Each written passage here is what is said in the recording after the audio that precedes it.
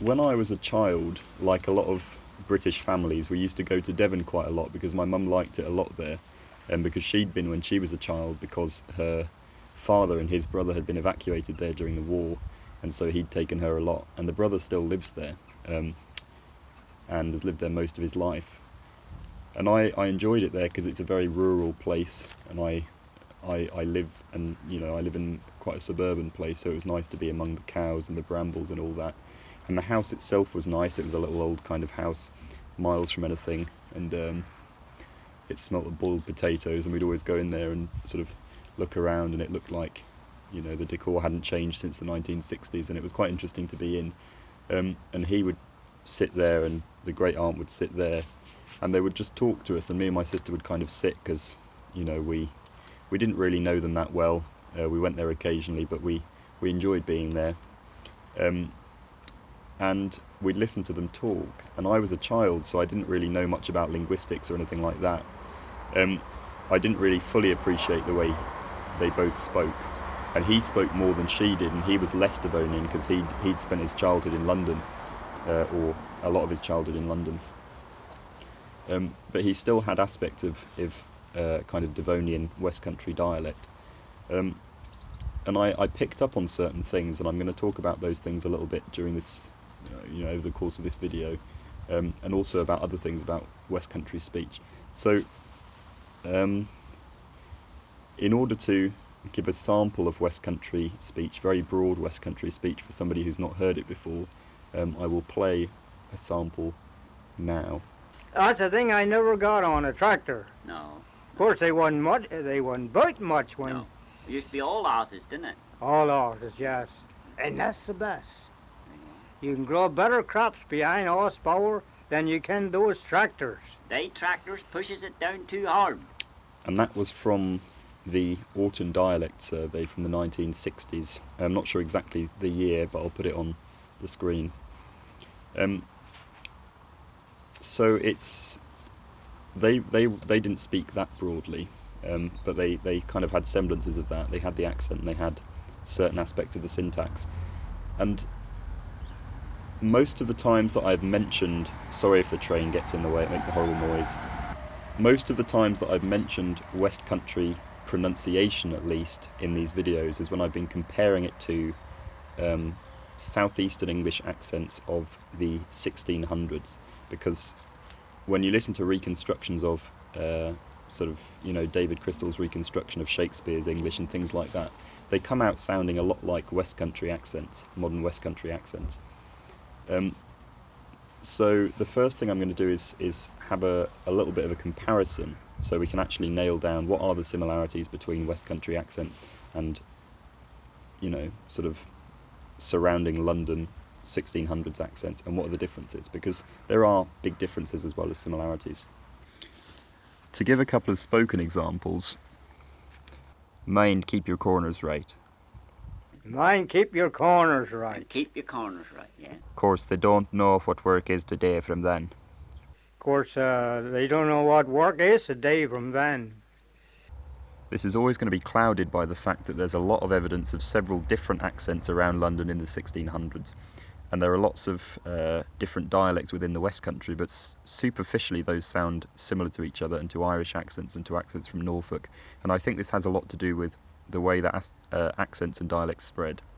So I think a relevant thing here is the concept of beacons of influence in terms of dialect spreading. So rather than just individual places having their own dialects which progress, you often have situations where individual places which have a lot of influence spread their features outwards from that kind of centre of influence. So a good example here would be London. So people from London spread out across the rural sphere surrounding London. People in rural places start to see this London accent as high prestige, and they slowly start picking up aspects of London pronunciation.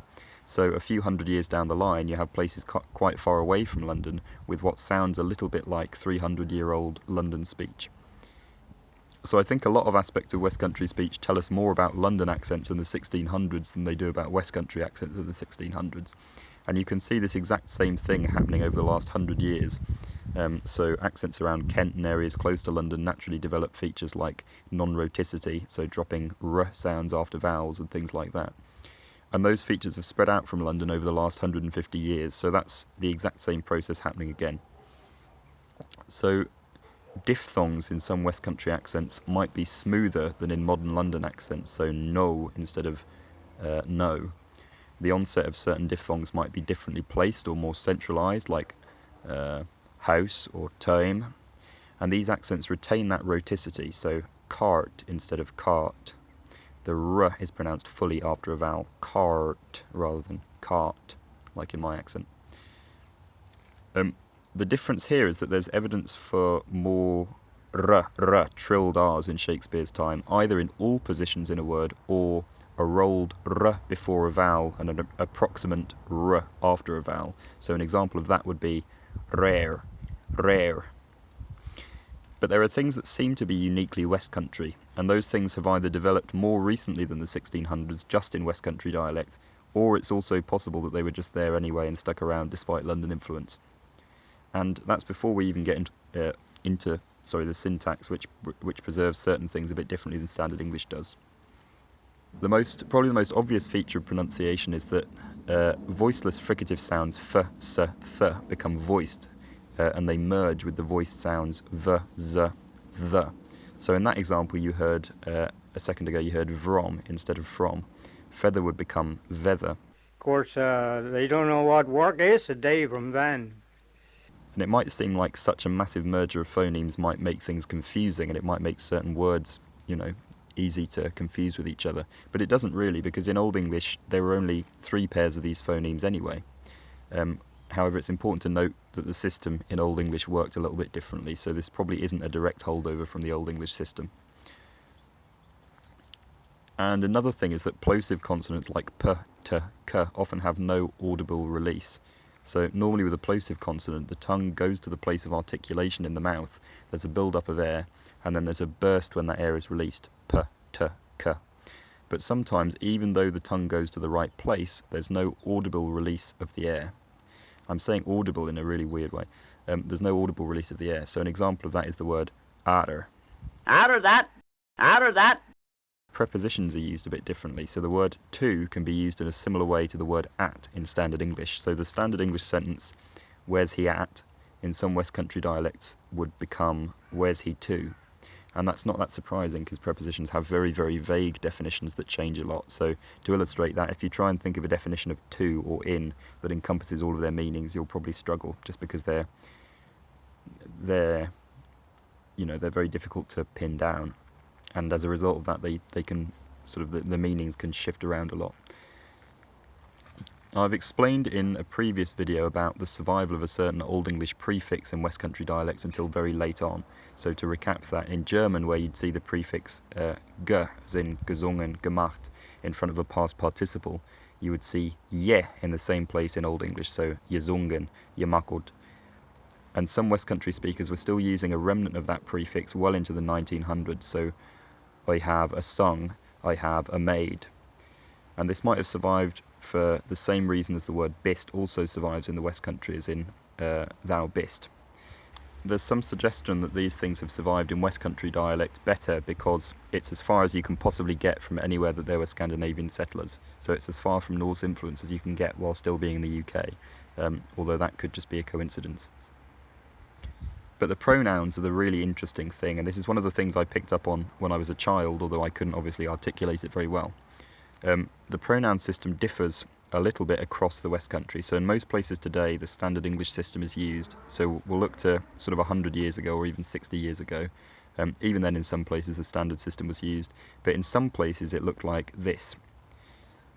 So plenty of places had and still have this pronoun here that doesn't exist in Standard English, which is normally pronounced un, because it's normally unstressed. And it's used in the same places as we would use him in Standard English. And the soundest analysis of this that I've seen is from the Orton Dialect Survey, and that's that it comes from the Anglo-Saxon masculine accusative form, which was hine, hine, and it's just been reduced in the same way that all the other pronouns have. Ich bere hine, oi beren. But the distribution of the pronouns is different in another way as well. So in Standard English, at least until recent developments, you'd use masculine pronouns he and him for male humans, you'd use female pronouns, feminine pronouns, she and her for female humans. You might use the neuter pronoun them in reference to a person you didn't know the gender of, and you use the neuter pronoun it for pretty much everything else.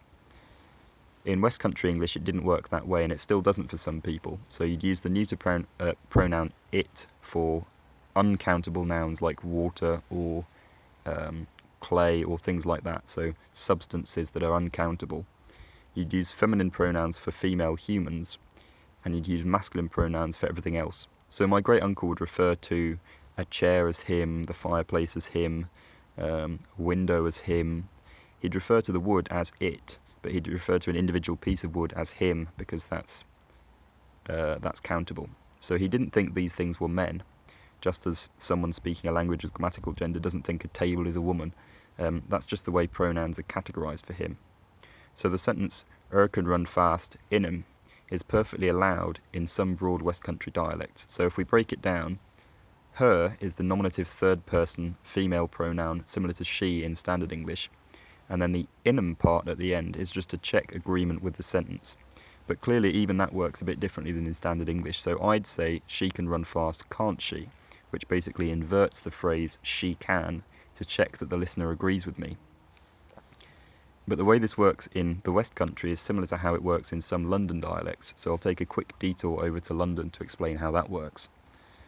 So in some younger London speakers, the sentence would be, The sentence would be, she can run fast in it. And in it there is a contraction of isn't it. So the word it there doesn't refer to the girl, but it refers to the statement being expressed. So the implication is, isn't it true?